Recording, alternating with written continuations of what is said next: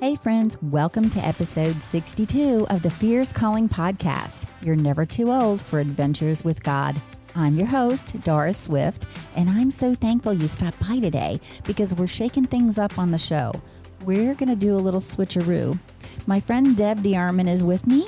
She just launched a new book, which is a compilation. It's amazing, and it's called We May Be Done, But We're Not Finished. And I was honored to contribute a chapter to this book. So we're going to flip the switch a little bit after she talks about how the book came to be. And she's going to become the host, and I'm going to become the guest. And she's going to ask me questions about the chapter that I contributed. So you want to listen in if maybe you've ever felt like all your best days are behind you, or the older you get, the harder it is to find your purpose. Maybe your nest is empty, or maybe you just retired from a long-standing career. Maybe you have this thought in your mind that you're too old to make a difference. But friend, that's simply not true.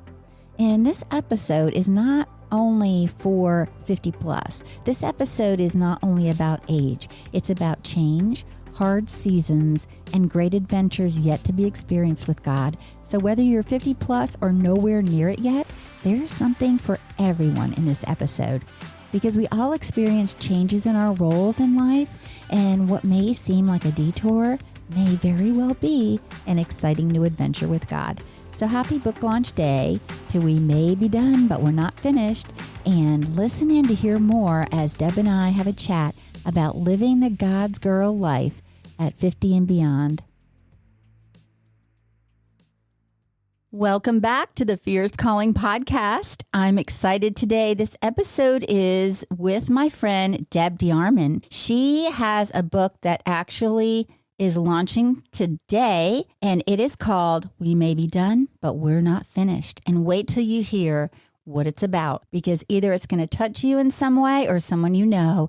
And I was blessed to contribute a chapter to this book. It's a compilation of a lot of different seasons and a lot of different women's lives, and it's going to encourage you so greatly. And I'll just tell you a little bit about my friend Deb. She is an expert in the fields of communication, relationship, and conflict resolution. She's a writer and popular speaker and focuses on topics related to the marriage and family. Her books include Related by Chance, Family by Choice, I Choose You Today, 31 Choices to Make Love Last, and Don't Go to Bed Angry, Stay Up and Fight. And the new one, of course, that we're going to talk about today is We May Be Done, But We're Not Finished. Welcome to the show, Deb. Welcome back. Thanks, Doris. It's great to be with you again today.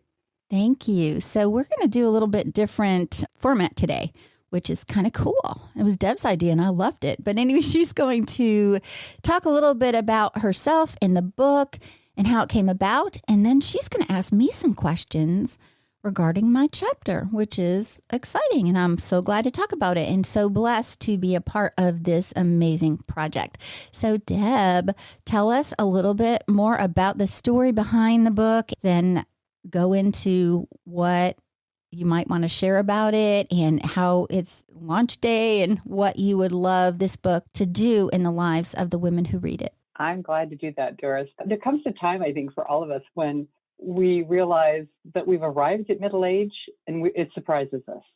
We were minding our own business, going about our daily activities with family and work and all those kinds of things. And all of a sudden, an ARPS advertisement shows up in my mailbox. And it's like, wow, how rude.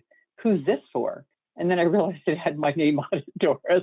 And that when I was reflecting, I thought, well, I guess I really am old enough to join their club. I just don't think I'm ready to do that yet. But I had become aware that so many women, and I think it's more often women who discover this, that age becomes an issue, not just in the way they look or the way they feel, but even in the opportunities that are offered to them and how they see themselves.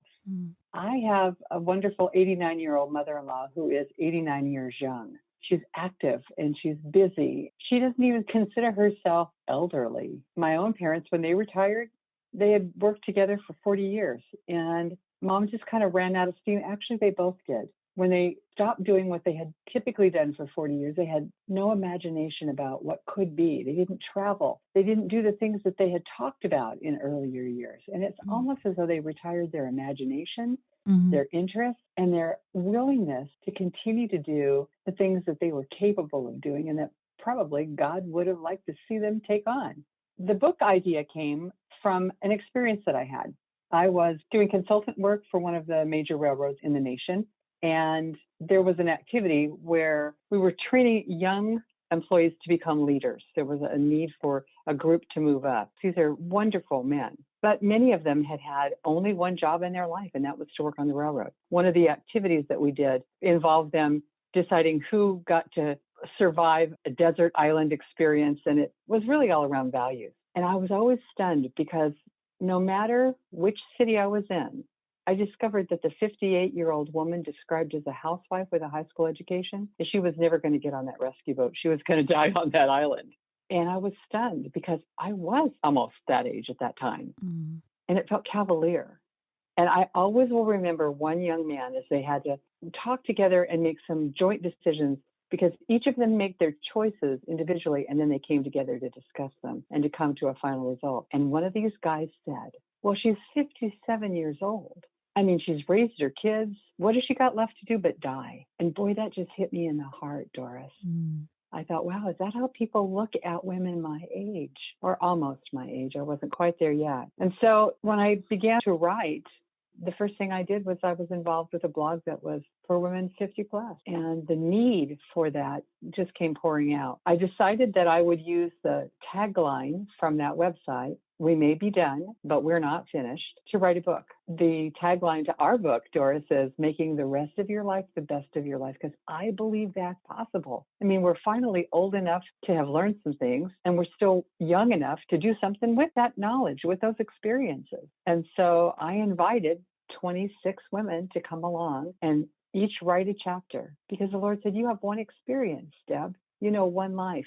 There are multiple things women are facing and conquering. You need some traveling buddies on this journey. And that's how the book came to be. And so it's been fun. It does release today. I'm very excited about it. The early endorsements have been very generous, and we're hoping that we can help change lives and change perspectives by helping women understand this is a brand new opportunity. I don't have to look for a babysitter. I'm not changing diapers, going to PTA meetings. And frankly, I don't miss it. But I've been on the planet long enough that God has taken me some places I never would have expected. And he's also rescued me from some I wandered into. You were one of the folks that I brought alongside. I put out the call, and your story was compelling for me. So can I interview you about your story? Absolutely. Fire away. I love your story. It's called The Perfect Plan, which immediately got my attention because God kind of threw you a giant curveball that disrupted that perfect plan just a couple of years before you were planning to retire. Your company went through some changes, been in the industry for 29 years, and all of a sudden the rug gets pulled out from under you. What were some of the first things that occurred to you when that happened? How did you feel? It was a little shocking because things were going along well, as far as I knew. And then all of a sudden, the tide changed. And I started hearing things. And I think it was kind of just a setup to prepare that something was coming down the pike. And it was just shocking to me. I didn't really know how to respond to it because it was like, wait, what? Yeah. And I think that happens to a lot of us. Yeah. And at the time, I didn't realize that happened to a lot of us, but I did have some friends that were going through similar experience, and it was really a tough road. But I learned later that a lot of it had to do with pride, and I didn't really realize it at the time. It was something that kind of snuck up. I didn't consider myself a prideful person at all. Always thought of a prideful person as, oh, they're doing the best job ever and making that known to people. But I didn't realize that after years of receiving a lot of accolades and people kind of building you up, and then all of a sudden, well, we can just replace you. It's like, It was a shock to me, but I realized that some of it was pride. Surprises are only really good at your birthday. The rest of the time, we can kind of leave them alone. And I loved your description about your perfect plan, that you were going to have this 50th birthday party, combination retirement celebration. There was going to be fanfare and food and family and fun. And that all just got pulled right out from underneath you. And you called it my perfect plan. And as you exited the building that last time, you said, it just felt like any other day. And although I was free from what had become a really difficult circumstance in that last few months, I was devastated. And you went kind of through an emotional upheaval. Can you talk a little bit about what that means? Sure. We do. We make these plans and we have this picture in our minds, maybe because we've seen it done in other people's lives. And the thing you were just mentioning about the fun and fanfare, well, another word to add to that list that begins with an F would be fizzled, because plan fizzled out. The curveball came along and I didn't really realize what God was doing. Yeah. But I did stay in the Psalms. I mean, I was reading Psalm, this, that, and the other Psalm every day. Yeah. And I just found comfort and solace in the things that were written there and the things that David was expressing and the things that we're able to express to God. Like, what is going on, God? I don't understand this. And why is this happening? It really shook my world for a while. And I did not realize how much of my identity was tied up in the job that I did, which is kind of strange for me to even say that because I never really wanted a career, which is kind of strange after you're there 29 years, but I never really wanted to be a career person. There's nothing wrong with that because whatever God leads you to do in your life, that's what he wants from you and puts you in a place that you need to be. But I would really have liked to have stayed home and raise the kids and, do stay-at-home mom stuff. But I started working shortly after I had my son. I experienced a teen pregnancy, which is another story all in itself. And so I started working at the bank as a part-time teller. I thought, well, I'll just work here for a while and then I will, until I figure out what else I want to do with my life. Well, 29 years later, I was still there. But I was able to experience a lot of things along the way and learned a lot of different positions and moved into management and those kind of things that I really treasure right now, too, because those relationships were meaningful and purposeful. And I can see God's hand in all of it. But I did not realize how much it was part of me. I think you hit on a word a minute ago that I wanted to highlight. In fact, I have it highlighted in my notes, and that's the word identity. Who am I if I'm not this person who works in this bank and does a really good job? Who am I if my children are all grown and gone and they might call once a week? I'm not the mom anymore. And for women who find themselves either in divorce or in loss of a spouse, I think so much of our identity is wrapped up in what we do rather than who God called us and created us to be. We don't explore that. And so when those things are removed, whether it's a bank job that you held for 29 years or whether it's the last of those kids is finally through college on their own, married, maybe, great. Now, what do I do now? And I think for marrieds, it's even more challenging. They haven't called each other anything but mom and dad for years, which my husband and I never did because I think it's icky. But they look across the table at that man and think, what's your name? The only thing I've called you is dad for years. You wrote what I considered a really profound statement. It's short, but it's sweet and powerful. You talked about the fact that you had allowed others to establish your worth and your value, your identity, according to your performance. And the next line says, yet as I was shifting blame, God was sifting me. Tell me what that means. He was sifting me. Yeah, I really feel like God was trying to sift out of me the things that had built up that I never even realized were there. It's easy to blame other people for the things going on in our lives. And there are things that people do that are uncalled for or unnecessary. But when you look back and see the hand of God and what he was doing, and I didn't realize this until after I left, because there came a point in time where it was stay and continue doing what you're doing. But by that time, the damage had already been done. Right. I didn't really trust people anymore. That phrase, it's not personal, it's business. Well, I took it super personally. And I think that now it wasn't personal. I'm not excusing any behavior that was uncalled for or unnecessary, things that were oppressive. I don't excuse that behavior at all. But I think that sometimes if God doesn't cause a change, we won't ever move because change makes us move. That's so So good. if we experience something, like change can be a good thing or change can be something we view as a bad thing. But if these things don't happen in our lives, we wouldn't be in a place where God has us now, because where would we be, right? Right. And so I look at that and I think he was sifting me. And even after, it took me quite a few years to really understand what that meant in my life, because for years, I would look for my keys and I'm like, I can't find my my car keys. It's habits. My mother used to say that the only person who really likes change is a wet baby, and the rest of us struggle with it. And that's certainly been true in my life, Doris. And it sounds like it was true in yours. Eventually, God began to prod you and poke you about doing something, and it was something you didn't want to do, and you didn't want to venture out, look for a role, and risk rejection again. And then you created what I would call an impossible job description. And here are the terms, Lord, under which I am willing to do this again. It's quite an impressive list. You weren't going to work weekends. You wanted to not work holidays. You wanted to not work nights. I mean, it was a very specific job description. No holidays, no Friday hours, no sales, part-time, all those kinds of things. Don't you think God must have chuckled when he saw that? He was cracking up. Well, you just handed him the ticket that says, find this one for me and I'll take it. And that's exactly what he did. Yeah.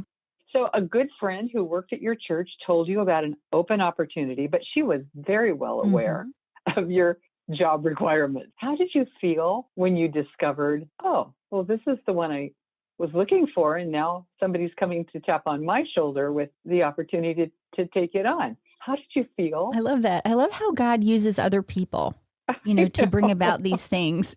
It's so cool, fun, amusing, and, miracles that we see every day happening in our lives. And sometimes we need to really open our eyes to that fact. What happened was, it was about, I guess, January 2012. I believe that I had feelings of fear because I did not want to jump into something that was, first of all, not what God had for me. And second of all, like you were saying earlier, I did not want to be rejected. And I thought to myself, here I am, a woman of a certain age, and who's going to want to hire me? The enemy kept wanting to tell me things, and I was like, well, it's just the chorus. It's the chorus that he sings over us on a regular basis. Who's going to want you? You're old. It's like, and I didn't feel old is the thing. I don't feel old now. So I just was apprehensive about doing this because I never really had to do it much in my life. Because when I started working, my first job was at a grocery store in high school. And that was easy. You just went and put an application and then they hired you. No big deal. And then the next job was when I started in banking. That was the only other job that I actually had to interview for, because most other jobs and positions that came along the way were in that organization. So, you applied for them and you might have had to be interviewed for the position, but it was different because it wasn't an outside company. And if you didn't get that position, you still had your other position. So it wasn't like you were looking for a job, a new job. But I had a laundry list of all those things. And I don't know if subconsciously it was because I really didn't think there was one out there like it. And so, I thought, well, I'm just going to create this job that doesn't exist and ask God for it. And it was funny because, like you said, it was someone that worked at my church already. Jamie, she was the children's ministry director at the time, and another friend that also attended the church who was on the worship team, Kristen. They were part of a group. It was called a Life Transformation Group, and they would come to my house on a weekday morning and we would pray and talk about things. So they kind of knew what was going on in this situation about looking for a job. And that's the call I got. And it was amazing, God's timing, because originally, when my husband and I talked about it in January of that year and thought, well, maybe by June 1st would be a good date to find another position and work. So I had not been really looking that hard, actually, to be honest. And it was like May. And I thought, you're going to let that deadline run out. Okay, God, well, I know that I've been praying about this and having a position by June 1st. And I know it's May. And I know you already know that. And I know that, I've also haven't been pounding the pavement or looking really, really hard for this job that I didn't think existed.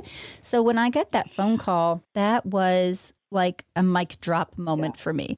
Yeah. I think it was a fun call for Jamie too, because when she called and told me that the position in the church was open, it was a part-time position in the front office, no weekends, no holidays, no evenings. It was 9 to 4, Monday through Thursday, no Fridays because we're closed on Fridays at the church office, which my main reason for Friday was because I, at the time, was volunteering for our local crisis pregnancy center, and I didn't want to have to give that up. And Right. God said, okay, well, you don't have to give that up. And she went through the whole thing, and it wasn't just even a few things that God met. Every single request on that list of this job description was fulfilled. And it was so exciting to me. And when my husband came home, I had to tell him about this call and what this job was. And he right away knew this is a perfect fit for you. This is good. Well, and it was only 7 minutes from your house. Yes, okay? exactly. I mean,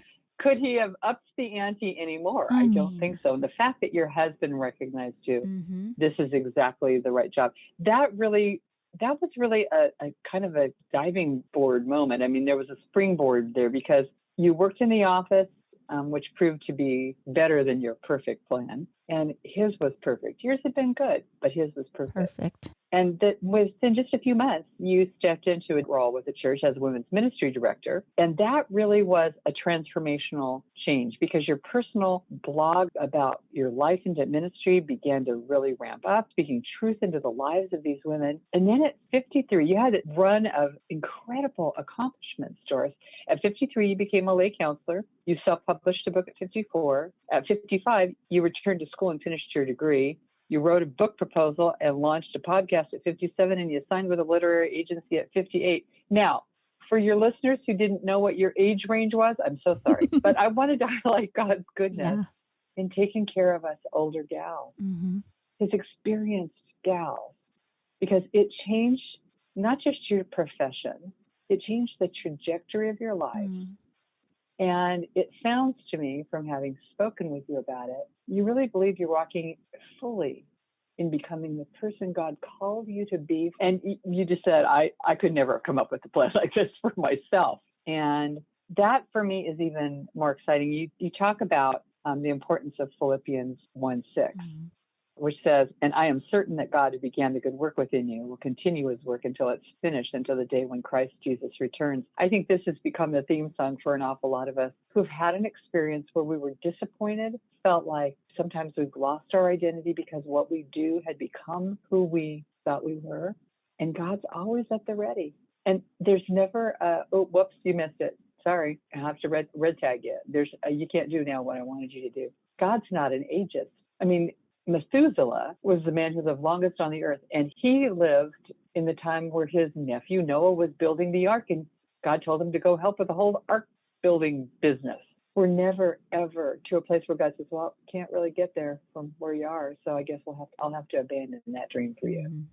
That's just powerful to know that. You have a couple of things here I want to quote because I think they're so important. You said, some may say age is just a number, a phrase, no doubt, coined to help us swallow our birthdays with a spoonful of sugar. But age is not just another number. It's a tapestry of experiences that God can use for our good and his glory. This tapestry is meant to be displayed so others can see the beauty God has created in our lives, and it brings hope to a world in desperate need. I will tell you, Doris, my research suggests that a lot of women who based their value and their worth and their contributions on keeping those kids alive all those years and seeing them become responsible adults. That was their life's work. Maybe they had a job that turned into a career like yours did. And as they neared retirement, it stopped being as engaging, or circumstances that they hadn't foreseen meant that they were no longer engaged in that particular job or role. And so I think that among the things that I'd like us to leave your listeners are that you're never too old to start, and it's always too early to quit. God's not done with us. There is a new book coming out. It's by a favorite author of mine, Jim Watkins. It's got a different approach, but the title's similar to ours, Doris. It's If You're Not Dead, You're Not Done. Now, that's the direct man way of saying that, isn't it? Oh, yeah. But I think that as this baby boomer age that you and I are part of, as we age, we're not going to go quietly into the night. We're going to go praising God, taking names and kicking butts for the kingdom. I really see us doing that because he has a purpose for every single one of us. Some of us get there earlier than you and I did. I was in my mid-50s when I began to write. And I feel every day like this is what the work I was called to do. But I had to have a lot of those experiences to become the writer he wanted me to be. So I'm okay with that. Mm-hmm. It just means I'm probably going to have to get really good glasses for that computer in another 10 years because they're already starting to be a little hard to read. Thank goodness the fact you can enlarge that font. You know, Ron, my husband will say to me, wow, that font is big. Yeah. And your point is, and he goes, no point, babe, just get an observation. Smart man. Doris, thank you so much. I'm going to turn it back to you. Yeah. I've loved working with you on this podcast and the previous one. I love the work that you've contributed to the book, and I'm so grateful for your willingness to share your wisdom in finding the perfect plan, the one God had for you with our readers. Thank you, Deb. I was really blessed to be part of this project too. Like you were saying, sometimes we feel like, okay, now what, God? But I looked back on it and I remembered there were times in my career where things were really hard. I want to say I always loved the people that I worked with, always enjoyed all the people that I worked with, and it was like a family. And I miss that part, and I still connect with a lot of people that I worked with. And I'll have to say, even when I drive past places where I did work before, it's a different feeling now. You know, at first it was really hard to drive past those places, but now I can drive past and sometimes I don't even notice them. And that just seems powerful to me. Like there's been a lot of growth, or I look at it from a new perspective. Like these were experiences that all shaped what God was doing, and that I can trust that. I love that part of it. Then to think about the fact that even in the world, we look at actresses when they start to become a certain age, they get typecast into certain roles. And I don't believe that that's what happens with us when we're doing the work of the ministry, when we're doing kingdom work, because people might say, well, 60 is the new 40, but no, 60 is the new 60. Let's just be who we are. Okay, let's just be our age. Yeah. Because it is new. It is new. It is new and different what we now are being called to do and what we can step into. And even though I had an experience where my retirement actually became an unretirement because I didn't have the retirement that I thought that I would have, that doesn't mean that I can't still have it, because I'm still working somewhere else that I may retire from or may not. So just to think about the fact that retirement is not the end game. And a lot of times that's what the world views retirement as, the end game. But it's not the end game. It can be the beginning game of something new. And I just saw recently, I'll share, my friend Marcia, who I worked with at the bank, always danced for many years. She's always done lessons and danced, but she was doing like the rumba or something. And she looks fabulous. And, you know, she is living her life to the fullest and not saying, well, that's for the youngins or whatever, because really it's not. So I just wanted to encourage someone today that where you are, you might be that woman that is in a job where you feel like is going nowhere, and that you're not being used by God, and that it's difficult and you don't know if you should leave or stay, but God will let you know when it's time. When I took on the new position at the church, God reminded me during some of the hard seasons when I would walk through the church office, I would think, gee, I wish I could just sit here and work here. And never thought about the fact that I would actually be doing that one day, but how God didn't make it happen at that time. It would have been flipped. If I would have had my choice, I would have worked for the church first and not worked for the bank, you know, or whatever. But God has a plan, and he has the best plan. In August of 2019, I moved into a different position in the church. I love that I still get to do lay counseling, and, you know, so it's just been an amazing season that I would never have thought, if someone asked me back just a few years ago, if this would have all been coming down the pike, I would be like, wow, I mean, I don't think so. I didn't see that coming. Yeah, God has plans. And like we were talking about this earlier, Deb, and how there's so many women that I talk to on the show, and I've said this before, they are doing what they never aspired to do, but it was what God had always aspired them to do. Because if they're following his will and seeking that guidance and following and walking in the Spirit, we're right where we're supposed to be. So if you're in that job that you feel like, I wish I was doing something else, well, we can open our eyes to see what God is doing, in that place. at that moment? And what is he teaching us? What is it that he wants us to do, reaching and touching the lives of others that he puts in our path every day? And what we do as a ministry, it's wherever we are in God's amazing plan. So thank you, Deb. This has been so wonderful and fun to be interviewed on your own podcast. It's kind of cool, and I love it. And I am looking forward to getting this book into the hands of many women and promoting it. And I just feel like it's an important message that women need to hear, and it would make a great gift as well. So just so humbled to be part of this amazing book compilation project that God put on your heart to begin. So thank you, friend. I appreciate it so much. Thank you for being one of our contributors. All right. Well, you take care, and we will talk soon. Thank you for listening today, and I hope this episode resonated with you. Deb and I would love to hear about that. And now I know that you really want this book, right? So head on over to the show notes at dorisswift.com, and I have the Amazon link there so you can grab a copy and maybe grab a few copies to give as gifts to friends. And if you have a group of ladies that you do a Bible study with, it would be great for them. So you can go through the book together, do it like book club style. And I really hope you enjoy it and that it blesses you. But not only that, but that it causes you to take some kind of action to open your eyes to see what God is calling you to. It's so true how Deb mentioned that the enemy sings choruses of defeat over us because, let's face it, the only thing he's around for is to kill and steal and destroy. But here's what we need to remember, and here is the good news. Zephaniah 3:17 tells us that God sings over us. God rejoices over us with shouts of joy. He loves us that much, and his song rings of the truth of who we are, his beloved. So bask in that heavenly chorus of joy today, friend, and remember, God prepared good works in advance for us to do, and our life has purpose. It has value. It has meaning, no matter what our age is. Deb also mentioned this quote from my chapter, which is, "Some may say age is just a number, a phrase no doubt coined to help us swallow our birthdays with a spoonful of sugar, but age is not just a number. It's a tapestry of experiences God can use for our good and his glory. This tapestry is meant to be displayed so others can see the beauty God has created in our lives. It becomes a tapestry of hope to a world in desperate need." And friend, right now the world is in desperate need of hope.